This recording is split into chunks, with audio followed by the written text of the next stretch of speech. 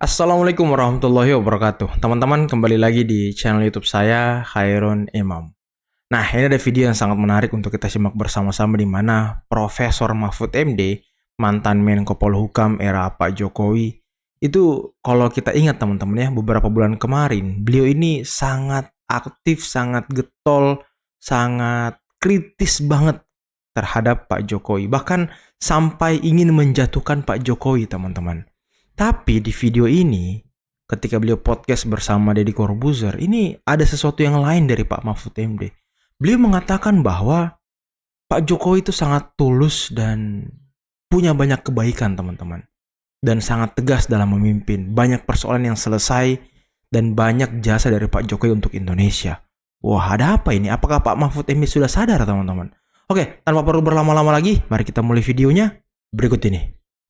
Baik dengan Pak Jokowi, saya rasanya ya, saya tidak pernah satu kalimat pun itu mendengar Pak Jokowi itu menyerang atau menyalahkan atau menegur saya sampai hari ini. Dengan perbuatan saya yang sejak bulan Agustus itu ngeritik keras, tapi saya enggak pernah melihat Pak Jokowi itu berbicara bahwa enggak itu enggak benar ini, enggak pernah. Bantahan-bantahan seperti itu yang mengarah ke saya enggak ada. Pemerintahan Pak Jokowi sudah berakhir kemarin gitu. Nah, kalau menurut Bapak kan banyak sekarang orang yang bilang negatifnya Pak Jokowi. Pak Jokowi ya. Nah, ada nggak Pak positifnya Pak Jokowi, Pak? Ya mulai dari saya aja. Ketika saya dulu dicalonkan sebagai cawapresnya beliau, saya tidak melakukan pendekatan lobby apapun dan ketika diberitahu saya iya. Tidak ada deal apapun. Ya. Alasannya karena Pak Mahfud baik gitu kira-kira. Karena disampaikan oleh Pak Pratikno, Pak Teten, dan Pak Pramono Anung. Gitu. Sudah konkret pada waktu itu. Dan sesudah itu tidak jadi, Pak Jokowi nyatakan ke saya, Pak Mahfud, memang saya yang minta Pak Mahfud. Saya nyuruh anak-anak minta Pak Mahfud. Tapi tadi gagal. Karena apa? Karena partai-partai minta calon lain. Ya. Saya bukan pimpinan partai, jadi ya sudah biar berjalan dengan baik. Nanti Pak Mahfud tetap bersama saya. Bagi saya secara pribadi baik, tapi yang baik dalam arti visinya itu, ini pidatonya di ketika mengumpulkan Polri dan Jaksa serta kepala daerah se-Indonesia di Sentul, itu saya tahu cara-cara Anda berkorupsi akan saya gigit sendiri Anda. Wow. Gitu. Tegas, bagus, dan itu benar, tulus itu, bukan dibuat-buat. Saya tahu itu bagus. Sehingga pada waktu itu mulai ada ketertiban, jaksa pada takut, polisi pada takut. Ini lagi pidato Pak Jokowi di Bali ya.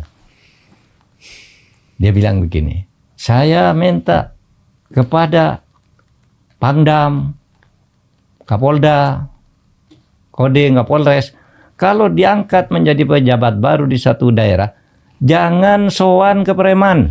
Iya. Saya ingat kan? Karena pada waktu itu polisi itu langsung banyak yang langsung ngayomi preman, dapat setoran premannya meres ke rakyat. Mengatasnamakan saya dekat dengan polisi loh. Kalau nggak salah ada satu polisi juga yang kena. Itu pidato Pak Jokowi itu bagus. Polisi takut.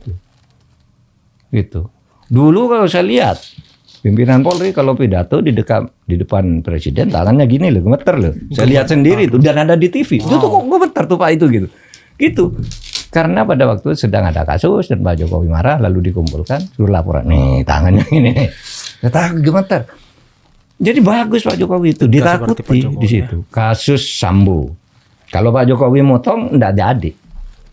Tapi saya komunikasi terus ke istana bahwa Sambo ini harus dibuka. Saya didorong. Kasus pencucian uang. Saya di backing oleh Pak Jokowi. Wow. Buka Pak Mahfud. Kalau luar begitu. biasa Pak Jokowi ya. Kasus undang-undang perampasan aset. Semangat. Berarti Pak Jokowi. Pak Jokowi banyak baiknya dong Pak. Iya betul. Ini di situ.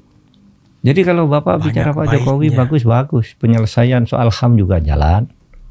Gitu. Sudah bertahun-tahun di ini. Jalan. Bahwa tidak selesai itu. Ya memang masalahnya sulit dan saya meyakini ada yang tidak bisa diselesaikan dan harus dijawab oleh undang-undang menurut saya untuk ditutup atau apa ya, atau diubah undang-undangnya bahwa undang-undang pelanggaran HAM itu kan gini loh Pak. Kasus pelanggaran HAM berat itu tidak ada daluarsanya. Kalau perkara biasa kan 18 tahun tidak selesai ditutup. Selesai, betul. Ini tidak ada selesainya seumur hidup. Orangnya udah mati semua. Dibawa ke pengadilan kalah terus. Kenapa sekarang sih? Undang-undangannya aja diperbaiki. Iya, Sudahlah, yang sekian tahun sudah dianggap lewat, kita bersatu lagi sebagai bangsa, gitu. Yang sudah dibawa ke pengadilan tidak terbukti, juga dianggap selesai dan tidak lewat. Misalnya dibuat undang-undang begitu kan bisa. Saya nggak tahu Pak Mahfud setuju sama saya apa enggak ya. Saya nggak mengatakan semua, tapi menurut saya ada beberapa pelanggaran HAM gitu ya, Ya. yang mungkin terjadi ini di semua negara. Saya pernah baca satu buku apa gitu. Di semua negara kadang-kadang pelanggaran HAM itu terjadi karena untuk keutuhan negaranya, Pak. Iya, ya bisa aja. Iya, ada orang atas nama negara ingin atas nama menyelamatkan negara lalu melakukan pelanggaran HAM berat gitu ya. Iya. Itu bisa.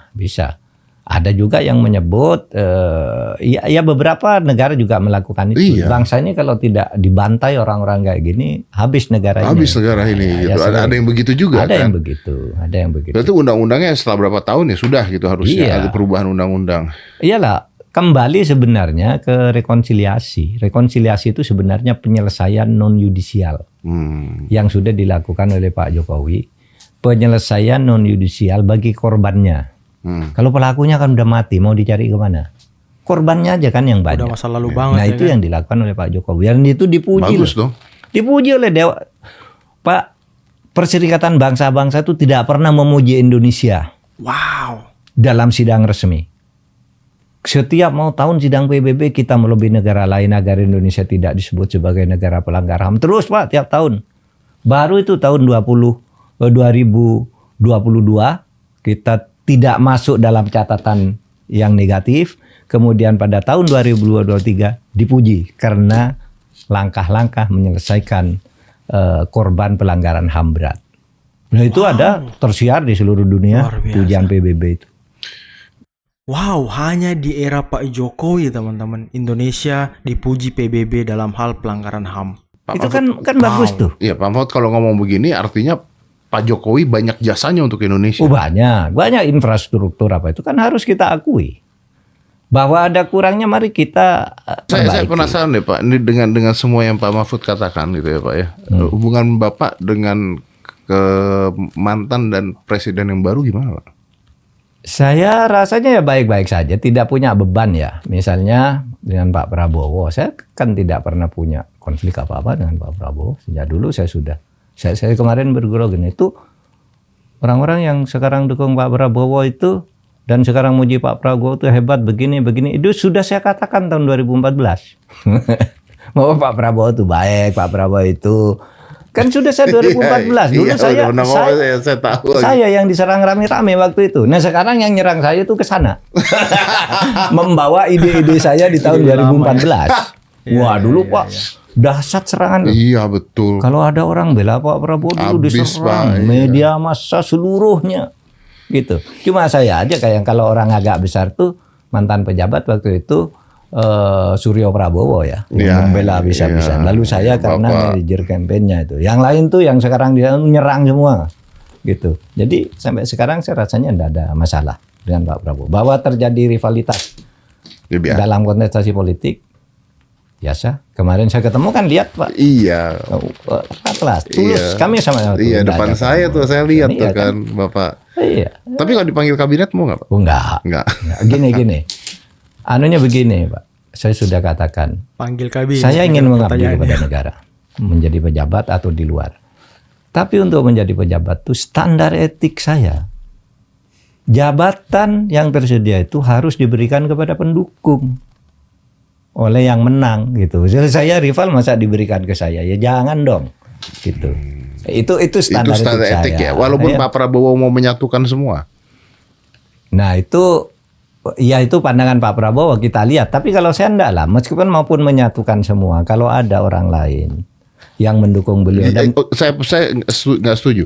Gimana kalau misalnya tadi kan Bapak sendiri mengatakan bahwa udahlah pelanggaran HAM ini harusnya undang-undang dirubah ada jangka waktunya gitu kan. Nah, ya. sekarang saya balik kalau gitu harusnya ada jangka waktunya Pak. Ya boleh dong setahun lah misalnya begitu. Lalu Bapak diminta untuk kabinet karena menurut beliau Bapak yang terbaik misalnya. Masa dianggap yang terbaik dan untuk negara nggak mau Pak? Ya nanti kita lihat perkembangannya. Enggak, tapi standar etiknya gini. Saya enggak mau mendekat atau ada orang mau ketemu saya. Ya kalau saya duga ini ada hubungannya dengan jabatan, saya enggak mau. Kalau masyarakat yang minta, kalau kayak gini. Belum juga. Masyarakat minta juga enggak, saya tidak menanggapi positif juga. Saya pokoknya enggak bicara itu karena saya punya etika. Oh, saya tidak mendukung kok saya mau masuk gitu. Kalau masyarakat sih kayaknya udah enggak juga Pak Mahfud, karena lukanya udah terlalu dalam karena kritikan-kritikan Pak Mahfud ya kan, mungkin ya. Tetapi tentu ada pertimbangan-pertimbangan lain tadi Pak, ada batasnya enggak? Misalnya udah sangat-sangat gawat dan gawatnya itu tidak dibuat-buat dan saya diperlukan. Nah itu kan bisa kan? Iya bisa, tapi gawatnya bukan dibuat-buat, bukan dipolitisir. Ya. Intinya ketika benar-benar dibutuhkan sekali, mungkin Bapak akan berpikir gitu ya Pak ya? Iya, tapi kan sudah banyak lah yang bagus. Kita kan tetap berjuang untuk negara bisa di mana aja. Iya. Itu kan tadi betul Pak. Itu kan tadi bisa di podcast Bapak juga ngomong. Ya kan? Iya. Nah teman-teman, itulah tadi video yang sangat luar biasa, sebuah pengakuan yang mungkin sangat dalam dari Profesor Mahfud MD, mantan Menko Polhukam era Pak Jokowi teman-teman ya. Dan saya juga sebenarnya kaget dan sedikit shock mendengar pengakuan Pak Mahfud, karena kan ini sangat berbeda dengan Pak Mahfud beberapa bulan lalu setelah Pilpres yang selalu kita dengarkan di berbagai media sosial teman-teman. Potongan-potongan video beliau yang mengkritik keras Pak Jokowi, yang mengkritik keras Mas Gibran di TikTok, di Twitter, di YouTube dan segala macam. Nah ini seperti dua orang yang berbeda sekarang teman-teman. Saya juga heran gitu, tapi apa ya, mungkin Pak Mahfud juga sudah move on, sudah sedikit menyesali apa yang pernah dia lakukan ketika sangat keras mengkritik sampai mungkin bisa dibilang kelewatan teman-teman ya, kelepasan gitu. Tapi ya itulah manusia teman-teman. Kadang salah, kadang berubah, minta maaf, dan balik memuji. Ya ini bisa kita lihat dari Pak Mahfud MD. Ya kalau saya pikir dan saya lihat Pak Mahfud juga sangat tulus mengatakan hal itu tadi kepada Pak Jokowi. Dan sebenarnya pengakuan-pengakuan seperti ini terhadap Pak Jokowi selalu kita dengarkan dari orang lain teman-teman ya. Tidak pernah Pak Jokowi mengakui secara langsung pribadinya seperti apa, kinerjanya seperti apa. Beliau tidak pernah memuji-muji dirinya. Kita selalu mendengarkan keberhasilan, kesuksesan kepemimpinan Pak Jokowi itu dari orang lain, teman-teman. Dari orang-orang yang mungkin pernah bekerja dengan beliau, dekat dengan beliau, tahu dan mengerti tentang seluk-beluk pekerjaan yang dilakukan dan dibereskan oleh Pak Jokowi. Dan mungkin salah satunya ya datang dari Pak Mahfud MD. Ya, saya termasuk orang yang sudah bersyukur. Semoga Pak Mahfud sudah kembali kepada, kalau kata Islam apa ya, kembali kepada hakikatnya teman-teman ya. Kembali kepada Pak Mahfud yang sebenarnya gitu, yang dulunya selalu mendukung, yang selalu mengungkapkan hal-hal positif terhadap Pak Jokowi. Ya, memang Pak Jokowi bukan manusia sempurna teman-teman. Tapi ya kalau mau dipikir, Pak Jokowi itu banyak banget jasanya daripada kesalahannya. Ya namanya juga manusia teman-teman, kan tidak luput dari kesalahan. Dan bisa kita dengarkan dari Pak Mahfud tadi menyebutkan bahwa Pak Jokowi ya punya banyak jasa bagi bangsa ini. Bagaimana beliau tulus, tegas, menyelesaikan banyak persoalan termasuk kasus-kasus besar di Indonesia. Dan yang paling banyak menyita perhatian adalah kasus Sambo, pelanggaran HAM. Bagaimana Indonesia dipuji pertama kalinya di sidang PBB terkait dengan pelanggaran HAM, cara menangani pelanggaran HAM. Ini kan sangat luar biasa teman-teman. Hanya di era Pak Jokowi. Dan semoga hal-hal positif ini bisa lebih baik lagi, bisa ditambah lagi di era Presiden Prabowo Subianto. Dan kita berharap seperti itu teman-teman. Setiap pergantian pemimpin ada peningkatan kualitas, ada peningkatan keberhasilan. Dan semoga tren positif ini terus berlanjut teman-teman. Oke, mungkin cukup sekian dulu video kali ini. Jangan lupa like, subscribe, dan share videonya. Akhir kata, billahi taufiq wal hidayah. Wassalamualaikum warahmatullahi wabarakatuh. Bye-bye.